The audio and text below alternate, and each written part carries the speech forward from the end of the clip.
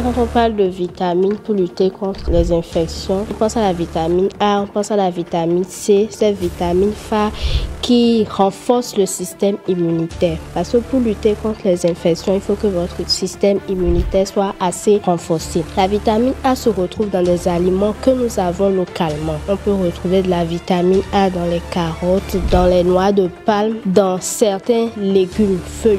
Dans nos méthodes de cuisson, veillons à bien cuisiner nos repas pour ne pas perdre la vitamine A qui se retrouve dans ces aliments-là. La vitamine C se retrouve généralement dans les agrumes, l'orange, le citron, la rémentine, les mandarines, le poivron, le persil. Ces aliments contiennent de la vitamine C qui nous fait du bien, qui renforce le système immunitaire.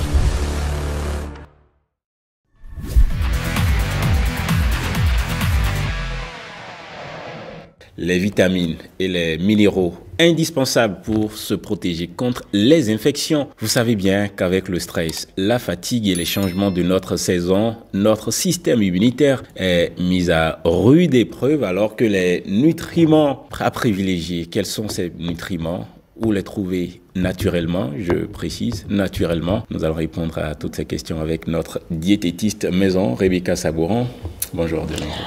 Bonjour Marcel, bonjour le plateau, bonjour chers amis téléspectateurs. Voilà. Tout à l'heure, on a dit que le bissap peut contribuer à renforcer le système immunitaire. Bien sûr. Mais nous avons beaucoup d'autres choses en termes de vitamines, en termes de minéraux, oui. D'accord, pour lutter contre les infections. Bien sûr, oui.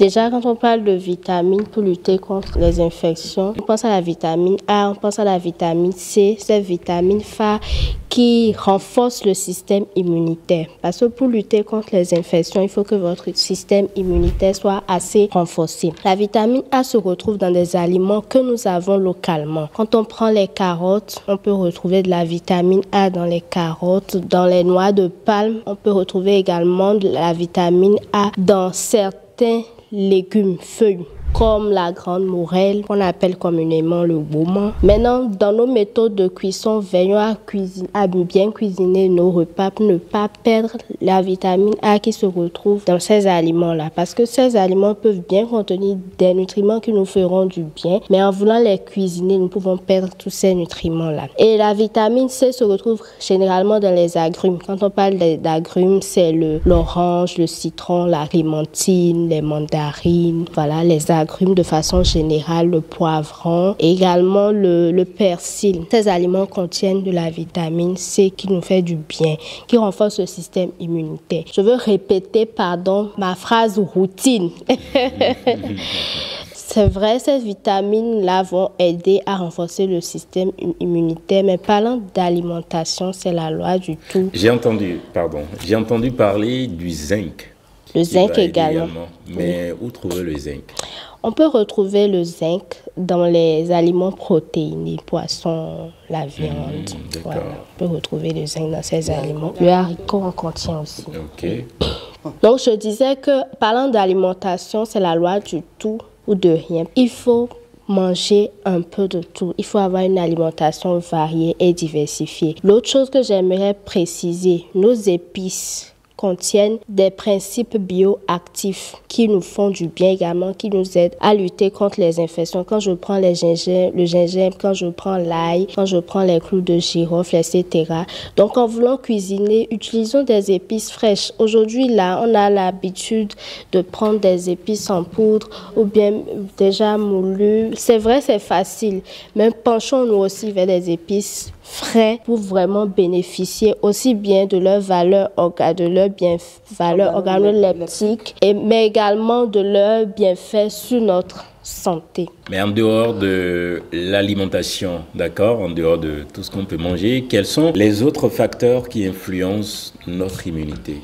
Le stress, par exemple? Le stress peut influencer l'immunité, mais quand vous alimentez bien, vous allez vous en sortir. L'alimentation a plus d'impact sur le système immunitaire que le stress. Mais le sommeil? Le sommeil également, parce que vous aurez repos, bien manger. Si vous ne dormez pas bien, vous serez fatigué. Voilà. Et quand vous êtes fatigué, les activités physiques aussi peuvent aider. Donc, parce que quand on pratique de l'activité physique, on sécrète de très bonnes substances qui font du bien au bon fonctionnement de notre organisme. Voilà. Vous parlez de méthode de cuisson. C'est ça, bicarbonate de soude, j'imagine tout ça. Oui, ça? Oui. Quand on veut cuisiner, par exemple, les légumes feuilles, là, on utilise parfois du bicarbonate ou de la potasse ou de la cendre. C'est des choses qu'il faut éviter parce que ces substances-là dénaturent tout ce qu'il y a de bien dans ces légumes-là. Et on ne bénéficie plus vraiment de leur valeur nutritive en procédant ainsi. Est-ce que toutes les feuilles sont recommandées? Parce que vous avez parlé juste de la grande morelle. Les feuilles comestibles sont recommandées.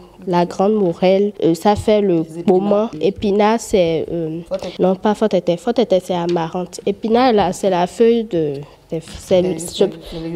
Voilà, c'est la feuille des Français. Mais on en trouve aussi dans nos jardins.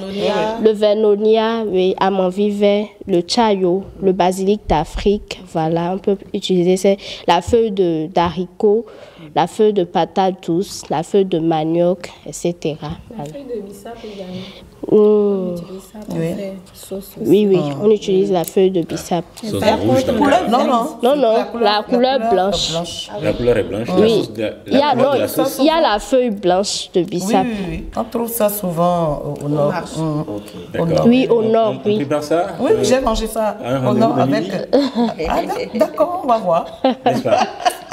Madame la diététiste, vous avez dit que l'alimentation influence beaucoup plus notre système immunitaire. Oui. Mais je pense que ça peut le faire en mal aussi, non? À l'inverse, il y a des aliments qui peuvent agir, d'accord, sur notre immunité. Déjà, quand vous ne prenez pas ce qui est bien, vous mangez mal, vous allez le sentir au niveau de votre santé. C'est-à-dire quoi? Vous prenez des aliments ultra transformés. Est-ce qu'il y a des habitudes qui sont là maintenant, qui peuvent affaiblir, qu'on connaît, d'accord, qui peuvent affaiblir le système immunitaire? Oui. La consommation des aliments ultra transformés. Je dois prendre la tomate fraîche et je m'en vais prendre des tomates déjà trop transformées. Vous êtes d'accord avec moi que je ne vais pas bénéficier des mêmes nutriments. Et là, mon système immunitaire est exposé, ça faiblit. Voilà. D'accord. Et la consommation des aliments trop sucrés, trop gras, etc., l'alcool, etc. Rebecca, merci. Merci aussi. Grand plaisir. Hein?